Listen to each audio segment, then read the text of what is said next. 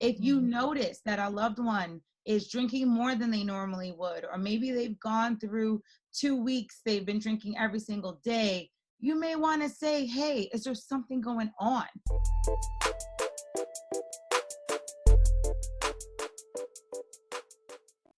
Some of the things that we just accept of, oh, they're being reckless, oh, they always drive fast, oh, they always take risks.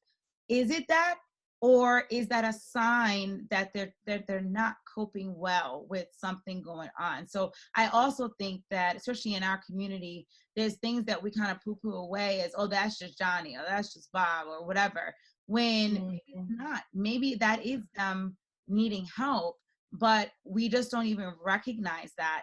And we just think depression is you lay in the bed and the lights are out and you don't get out. But sometimes anger, snapping at people and getting into fights on the street, right? So that's where the criminal aspect come in with our youth and our men especially, right? They might have gotten into a fist fight in a bar. Was it just a fist fight, or is that how you're releasing your balloon, right? That's how you're releasing this pent up energy and anger and sadness that you have inside, So I don't know if either of you guys have anything to add with respect to that. Yeah. So I was going to say that in agreement with both you, Dr. Ty and Dr. Clark, the behaviors we see are the way the person is releasing their internal stress or feelings or anxiety or worry, essentially, usually. Just like a beach ball. If you have a beach ball, you've been in a pool, you tried to hold it under the water probably when you were a kid, you can hold it for a while and it's light. I mean, it doesn't take much. But soon your muscles start shaking, you lose control, the ball pops back up, right? And so we can't keep anything under wraps for long. So if you are truly stressed, eventually your stress will come out. If you are depressed, if you're angry, if you're scared, all of those things come out. They come out in drinking, as Dr. Clark said, they come out in fighting, as Dr. Ty said. You might start overeating and you used to control it. Like, it's going to come up. And so instead of judging the person, I agree that we need to show some compassion and really ask, are you okay? How's everything going? You seem like you're stressed. You seem like something's bothering you. And if they don't want to hear the word stress, then just say, feeling some kind of way. Whatever it is that you have to say it in their language. But I think it's important not to be judgmental in this time, because everybody's going through something and we're all just trying to make it. So it's good for us to be compassionate to our loved ones.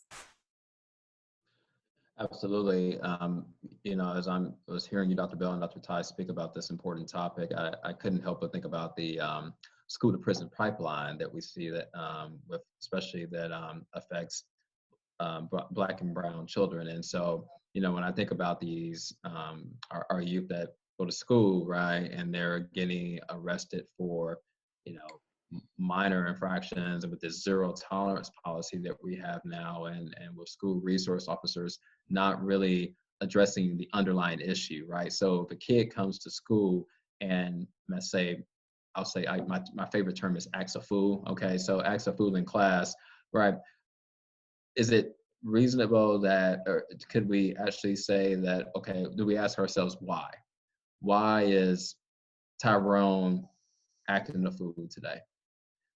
Did Tyrone have something to eat before he came to school? Okay, we talk about food insecurity. We don't know what's going on in Tyrone's house. Did Tyrone get abused before he went to school? Maybe that's why he's irritable. But instead, we send Tyrone to jail. And if he's already been involved in the criminal justice system because of these zero tolerance policies that say, look, we're going to expel you even if you mouth off to the teacher, or if you make a motion of pointing a gun or what looks like a gun, we're going to suspend you or expel you. We're doing those kids a disservice, right? And then, Dr. Bell, you're a child and adolescent psychiatrist. We see what that does to the child's brain. And then as they become an adult, they come see me, and then we wonder why they're still irritable and why they don't trust the system and other things. It's because of these experiences that they've had. And so I can't stress more importantly, kind of what you guys alluded to, of we have to be able to ask the question. And oftentimes, again, irritability, Dr. Bell, as you pointed out, and Dr. Ty, irritability can be a sign of depression. Not everybody has to fit the DSM, also known as the Diagnostic Statistical Manual that we use in mental health to help understand our patients' narratives and to kind of, develop a comprehensive treatment plan in terms of diagnosis and things. But it doesn't fit. It doesn't always have to, it doesn't mean like, okay, so you're overeating or you're undereating. No, irritability can be one of those things, and we have to be attuned to that. Just because what we learned in the book doesn't mean it always applies to the person who's in front of us. Right. And I do want to add really quickly for people who, because I've had a few people, even socially, like friends or colleagues, who are afraid essentially to go to therapy. They don't want anybody to know. They know about HIPAA. They know privacy laws exist. Sometimes they judge themselves so harshly that they feel like, well, that means I failed. I don't want to do that. And I recommend this app. So I don't get paid from the app anyway, but it's called Woebot, WOEBOT. And it is essentially online kind of automated CBT, cognitive behavioral therapy, which is a type of therapy. And you can sign up and you say, my name is Jane, whatever, and Woebot will talk to you throughout the day. So for people who are isolated, I tell them, try it. It's like texting a friend, except this friend actually has, maybe some structured good advice that can help you. And so it's maybe a step into therapy. It's free. No one knows you're doing it. It looks like you're just on your phone, and so if I find, the people I've recommended it to, they love it, and they then recommend it to someone else. So maybe I do need to try to get some kind of endorsement. But seriously, do what you have to do. If you got to get a book, if you have to read, an app, whatever, we just want you to feel well enough to make it through, because COVID-19 is here. We didn't expect it. We don't know what's going to happen even as physicians, but I do think we can get through it, and it's not going to be forever. And even if it were literally forever, we would learn to cope, right? We would wear our masks, we would have a hazmat suit, whatever it took. We're going to get through it. The point is, keep yourself well while you're trying to get through it. Absolutely. And wellness does not only mean your body. It doesn't only mean working out. It means your brain too. So, Right. what about relaxing with a nice glass of wine at the end of the day, right? Or 2 or 3 a night, depending. Dr. Clark, is that good, bad? Well, everything is good in moderation. Okay. But so am I going to tell a friend or a patient that you shouldn't drink? I think we would be naive to think that people don't drink alcohol. Okay. So I think you have to know yourself and know your family history, know what is healthy and what is unhealthy in terms of coping skills. So for example, I like to have a glass of wine from time to time, but I know that I can have a glass of wine and stop there. Okay. When it comes to an individual that has an underlying substance use disorder, we'll use alcohol use disorder, for example, where usually individuals with a substance use disorder, it's a problematic pattern of behavior that impairs their ability to function. Okay.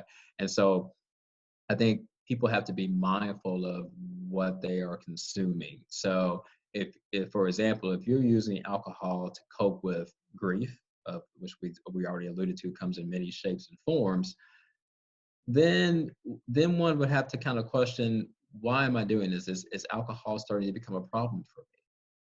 And if it is, then that's when we have to take a step back and say, or reach out to someone and say, I only drink a glass of wine once a week, but now I find that I'm having a glass of wine every day. And so there's the National Institutes of, it's the NIAAA, and I always forget what that stands for. Dr. Bell, you probably help me out there, but they look at risk drinking for men and women. And so what they recommend for men is no more than 3 drinks in one sitting, and for women, it's no more than 3 drinks in one sitting and no more than 7 drinks in a week. For men, it's no more than 4 drinks in one sitting and no more than 14 in a week. So I would remember those numbers: 3 and 7 for women, 4 and 14 for men. So if you're exceeding those numbers, maybe it's time to do some reflection and say, is alcohol really a problem for me? So to answer your, to summarize, Dr. I would say alcohol is not bad, but anything in excess can be bad to overall health. Alcohol is a depressant. And so I try to encourage my patients who are taking medications for depression and anxiety to not drink because most of the medications that we prescribe to help with our patients' wellness work on serotonin. And so the majority of our serotonin receptors are in our gut. And so, you know, if you're drinking, you're utilizing a lot of that serotonin, and we need serotonin not only in our gut, but also in our brain. So moderation, be mindful of why you're engaging in the behavior. Again, is it just, hey, I'm getting together with some friends on the weekend and we're going to have a couple, or is it becoming to the point where it's impacting your ability to function? So some folks will say, you know, in our community, Black folks are strong and, you know, we can handle anything. We come from a long history of stress, as we talked about earlier, from mistreatment or institutional racism, or, you know, seeing people who look like you or your children being gunned down in the street, right? But is that true? Like, is our experiences in coping really different, or is it the same as Black Americans? Dr. Bell, you want to take it first? Sure. I was thinking that's such an excellent question. And I'll sort of answer it indirectly. I do know that we get the stereotypes of strong Black woman, strong Black man, you know, angry Black woman. We have all of those stereotypes. And certainly the more trauma you are around, if you're going to survive at all, the more maybe resilient you become. But I think the biggest issue is that your resiliency may be due to abnormal or unhelpful coping skills, right? So you're making it, but you're not making it in fully thriving. You're kind of like, okay, robbing Peter to pay Paul, not literally, but you're just borrowing resources from one thing to another because your emotional resources are tapped. You're emotionally drained. And so I would not use that as a bragging point for me that, oh, I'm Black, so I am, you know, strong and I can make it through anything. I think we can be both. You can be strong and seek help if you need it. You can be strong and at times have to be vulnerable and have to recognize that we are all human. We bleed if you cut us. You know, we are hurt if you call us a name. If we're left out, that doesn't feel good. And so regardless of our historical, yes, we've been through a lot of trauma. But I think instead of accepting that as my personal story, like, you know, this is just inherent, I've got to just go through bad things, I think that we should try to heal some of that hurt and trauma and then see how different our lives can be once we have dealt with the true problem. So yes, we're resilient. I agree with that, but I also think that we still have to address our issues so we can live a life that we want to live. Dr. Clark? I would agree. You know, it's being strong for me means asking for help, being vulnerable. And so, yes, we all know our history. We, you know, since we came over on the ships, I mean, sure, those our ancestors were strong, but you know, we can't just hide under a rug and this. When you start to do that and you just kind of sweep things under the rug, you're not getting anywhere. All we're doing is just letting things fester. And when we let things fester, eventually it's going to come out in a way that is unhealthy. And so, you know, being strong is one thing. Do I consider myself a strong Black man? Absolutely. But I'm also a strong Black man that has gone through depression, for example. So does that mean that I'm not strong because I've gone through depression? No, it just means that I'm human. And as human beings, we are flawed. That's how we were created. And so I think we have to get away from this kind of machismo, kind of macho sense of, I'm strong, nothing can tear me apart. I mean, you know, it was even when this whole COVID thing hit, I think we were all talking about this. Oh, there was this myth that we had to dispel, right? Because they were saying, oh, we as Black people, we don't get COVID. And look now. And look now, right? Who is it mainly affecting? It's affecting us. So, you know, yes, we are resilient. We are a strong people. But for us to thrive and actually have a longer life expectancy, I mean, as a Black male, you guys know the statistics. My life expectancy is about 6 to 7 years shorter than our white brothers and sisters, even our Hispanic brothers and sisters. So I would like to live past 72. How do I live past 72? I take care of myself as best I can. I don't sweep things under the rug. I'm honest with myself. When I look in the mirror, I don't have to cheat myself and say, if I'm not having a good day, I'm not having a good day. That doesn't mean that I have failed. That doesn't mean that I'm weak. It's just not a good day. And so we owe it to ourselves. And I would say we owe it to our family. We owe it to our ancestors, all those individuals that came, our predecessors that fought for us to get to this point. Maybe they didn't understand about mental illness or stigma, but we're a new generation. And if we want, what do we want our kids to look up to us to? I mean, we don't want our kids to just say, oh, well, mom and dad, they never really show emotion. They just seem to have it all together. Well, that's living in a fantasy land. And we're not, Right. last time I checked, this is not Disney World. So this is this is real. So Yeah. I was actually just going to say the same thing, that our kids are watching. They're watching how we deal with stress, especially now because we're all in the house together, right? So Right. when you watch that newscast, and if they say something scary, your kids are going to look at you if they're frightened to see, right? The thing I always think about when they're little, right? And they run into something, they trip and fall. What's the first thing they do? They look at the parent to see if they should cry or not, right? They're not actually hurt. They look to us. So same thing with this. So if you don't care enough about yourself to get this done, just think about your kids and teach them that it's okay to ask for help or to go seek help from somebody. Speaking of us all being parents, I'm a parent, you guys both parents. How are you guys coping right now? Like, what are you guys doing outside of therapy? What are you guys doing at home or in your little slivers of time to kind of keep yourself balanced? Dr. Bell, if you want to go first.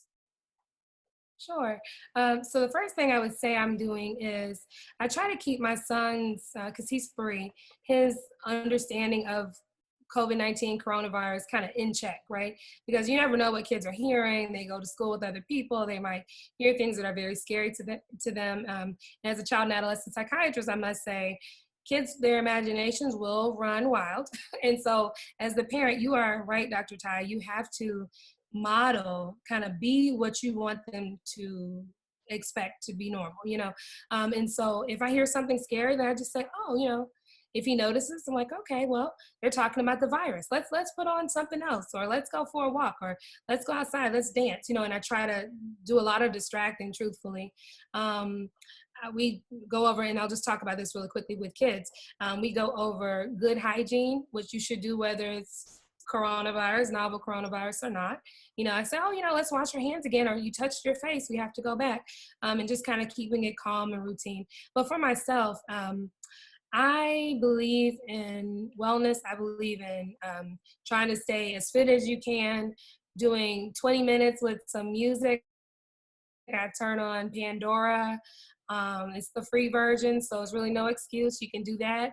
And they have different stations. I won't say my favorite, but you can put on some music. You can dance for 20 minutes, dance for 10 minutes. Your kids can dance with you.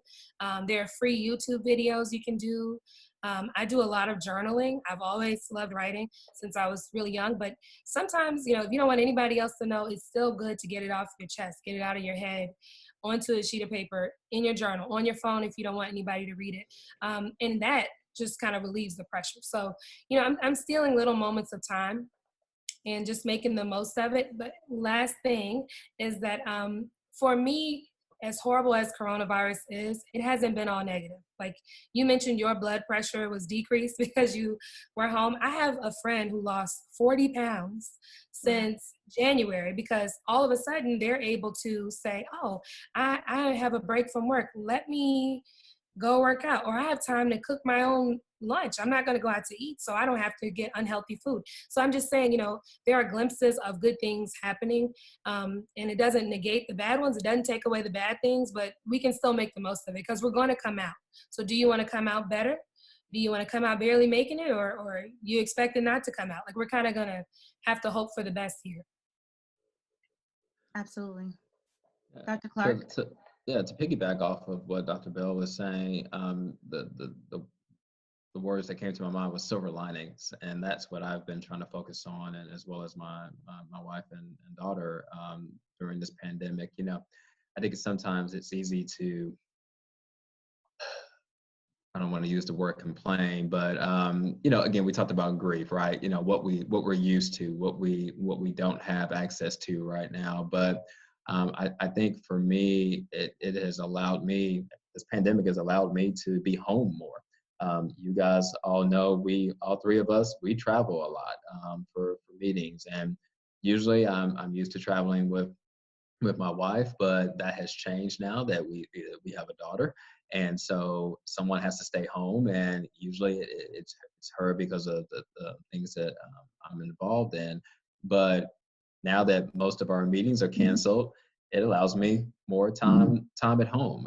And with our daughter, she for some reason she's on this kick now of she loves to watch daddy exercise, and she you know, she's 16 months old, so she just kind of oohs and babbles, and you know, and says dad, and but at least I think I'm modeling for her, okay, wellness at an early age of, okay, so daddy and mommy are doing this, this is fun, and we can do it as a family, you know. So as much as I'm a runner, you guys know that, I've been running for a long time, but I also like doing Zumba. I started doing yoga, and doing videos on the YMCA. I did a 30-minute workout today, and our daughter Claire was happy to just take part in that. She didn't really know what was going on, but she was mesmerized by the fact that she saw two women that were leading the workout, and they're like, oh, this is, you know, this is pretty cool. And so I think it's allowed us to have more of a I would say, for anything, for me at least, it's allowed me to be closer to my daughter, because I think, you know, one of the things I think we all struggle as parents of balancing our professional pursuits and then balancing family. And so when I think about COVID, I'm like, okay, this is in some ways, not that COVID is a blessing, the pandemic, but given that this has happened, what can we find to kind of hang a shingle on and say, this happened, this is horrible, but at least I learned this about myself, or I learned this about my family. And I'll be honest with you, even though I'm waiting for the gyms to reopen, I was telling a colleague today, I kind of like just being at home and turning on the workout videos, because again, the more time I'm away, that's less time that I have to spend with my family. So I think it's helped me learn more how to be balanced. Yeah, I think that's one of the good things that has definitely come out of this is so much stuff is online now. I mean, there was a lot online before, but you know, the gyms are doing things now online. You can still talk to your doctors while you are at home now. And so I hope, you know, as we come out of this, hopefully, you know, to some degree, I think we'll be at least walking toward normal. I'm in New Jersey. I know you guys are in North Carolina and South Carolina. You know, I think every state's a little different, but as we start getting back into the swing of things, I hope that some of this continues, because for those who, even when we're not, you know, sheltering in place, the reality is there are some people that cannot get to the gym because of their schedule. Maybe they cannot afford the gym. So I've been thoroughly enjoying, you know, I have a friend who's a trainer, and they're just doing lives and they're doing 20-minute workouts, right? Like, so I love your example, Dr. Bell, of just turning music on. You don't have to like put on the spandex and get Right. the matching headband and this weight and that weight, or this equipment, or a treadmill, or the Peloton, or nothing against it. I know you have one, Dr. Bell, but you know, I'm just saying you don't have to do that. You Right. literally could you just have to get your heart rate up, and you Yep. can, Put on some gospel music and get to stepping. You can right. do it. It It's doesn't easy. You have can to do be it. formal, right? Exactly. So all of that to say, yes, there are ways that you can do this stuff at home, even after you're not sheltering in place, that are accessible. You know, 10 minutes here, 10 minutes there. Even if you meditate, you know, it's very hard for me to meditate, but I know some people that swear by it. 10 minutes here, 10-minute walk, 10-minute journaling. It doesn't seem like much, but it adds up. It's still 30 minutes, right? I say that about working out too. If you walk the stairs in your building at work, you know, for 10 minutes in the morning, 10 minutes at noon, 10 minutes before you go home, that's still 30 minutes of exercise. You're good, right? So I think we have to be kinder to ourselves too. We talked about being compassionate to others. Everything doesn't have to be perfect. Just get it done in 5-minute increments, you know, or if you're trying to not eat a certain thing and you slip up at one meal, you still did good the other two, right? Be Right. kind to yourself. Give yourself kudos for what you got through. And truthfully, kudos to all of us, healthcare providers or not, as we get through this pandemic, right? I mean, we're all humans, we're all parents, we work, some people lost their jobs, but even that, like, when we muscle through this, we should all be patting ourselves on the back. That's the bottom line. So this has been great. It's a tough topic, but I hope folks learned a lot in all of this back and forth between us. Check out the resources underneath this video. A lot of the things that were mentioned in this interview, I'm going to put down below. And, hit subscribe if you want more of this. The next thing we're going to be talking about in the next episode is about children and children's coping. So for the parents or the parents to be or the grandparents, definitely check out the next episode. Thanks, and you guys have a great day. Thank you. Thanks, Dr. Ty. Thanks, Dr. Ty. All right.